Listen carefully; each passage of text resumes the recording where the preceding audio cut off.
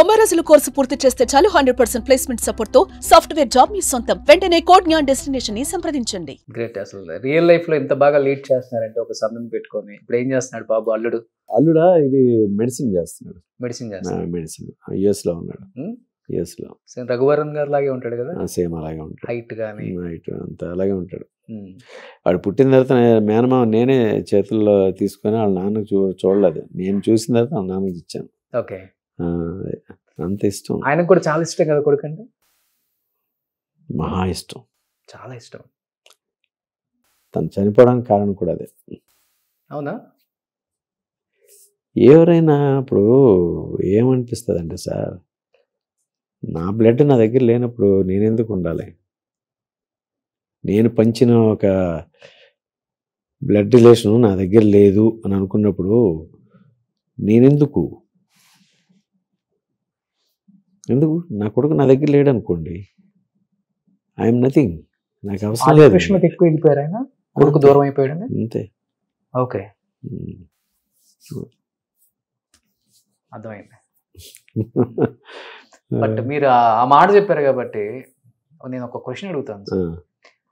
So personal లైఫ్లో రఘువరన్ గారిని as a బావగా మీకు బాగా నచ్చిన క్వాలిటీ ఆయనలో అంటే ఏమని చెప్తారు? ప్రొఫెషనల్గా ద గ్రేట్ యాక్టర్ రఘువరన్ గారు అంటే ఏం చెప్తారు? అతని గురించి చెప్పడానికి ఏంటంటే ఈజ్ గుడ్ పర్సన్ అంటాను. అట్ ద సేమ్ టైం ఏంటంటే అతనిలో ఉండే క్వాలిటీస్ ఎదుటివాడిని అమితంగా ప్రేమిస్తాడు. ఓకే. తనకున్న దాంట్లో ఏది పట్టించుకోడు. అది అట్లాంటి క్యారెక్టరు. సరే పరిస్థితులు బట్టి కొన్ని వెళ్తూ ఉంటాయి. వెళ్ళినప్పుడు దాన్ని అతనికి చెప్పాను. అతనికి ఒకసారి హాస్పిటల్లో ఉంటే వెళ్తే నువ్వేనా రజనీకాంత్ అని ఆయన, నువ్వేనా రజనీకాంత్ అని. నేను రజనీకాంత్ కాదు నీ బావమరిదిని అన్నాను. ఏంటి అని తిరుగుతున్నాను. నా భావాన్ని నేను బాగు చేసుకోవడం నా బాధ్యత అన్నాను. నేను చూసుకోవాలి కదా. అట్లా ఆ తర్వాత నాకే ఎక్కువ ఫోన్ చేసేవాడు. ఓకే. ఫోన్ చేసి ఎలా ఉన్నావు బాలాజీ అనేవాడు. ఇలా అంటే చేసామా అవన్నీ అనుకోండి, అవన్నీ మామూలే, అదంతా ఇదేం కాదు. ఆయన చనిపోయే వరకు మీ ఇద్దరు బాండింగ్ బాగుంది. టర్మ్స్ అంతా బాగుండడం అంటే సార్ మాట్లాడుకునే వాళ్ళని చేసేవాడిని, వాళ్ళ ఇంటికి వెళ్ళేవాడిని, వాళ్ళ మదర్తో మాట్లాడేవాడిని, అందరితో మాట్లాడేవాడిని, రోహిణితో మాట్లాడేవాడిని, అందరితోనూ ఉండేది. ఓకే. ఏదైనా కూడా ఇంకా వన్స్ ఒకసారి అంటే 4 గోళ్ల మధ్యన ఏం జరుగుతుందో మనకు తెలియదు సార్. మనం బయట నుంచి ఎన్నైనా చెప్తాం. బయట నుంచి చెప్పేది వేరు, అక్కడ జరిగేది వేరు.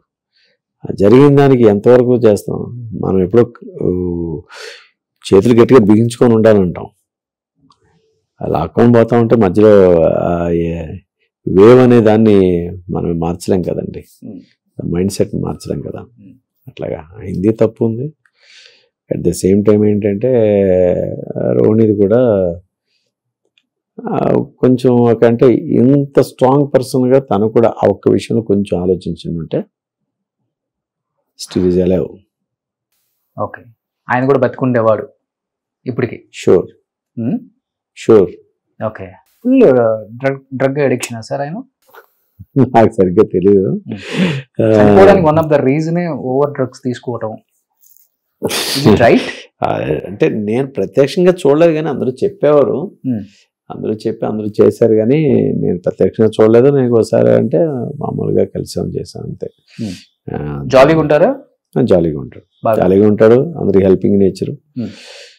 మంచి ఎవరికైనా డబ్బులు కావాలని ఇచ్చేవాడు, అన్ని చేస్తాడు. చనిపోయే టైంకి ఫైనాన్షియల్ గా హీస్ ఓకే? నాట్ ఓకే, అంత కాదు.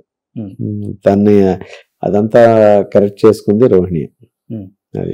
అది ఆ టైంలో తనే నిలబడి మొత్తం అంతా చేసింది.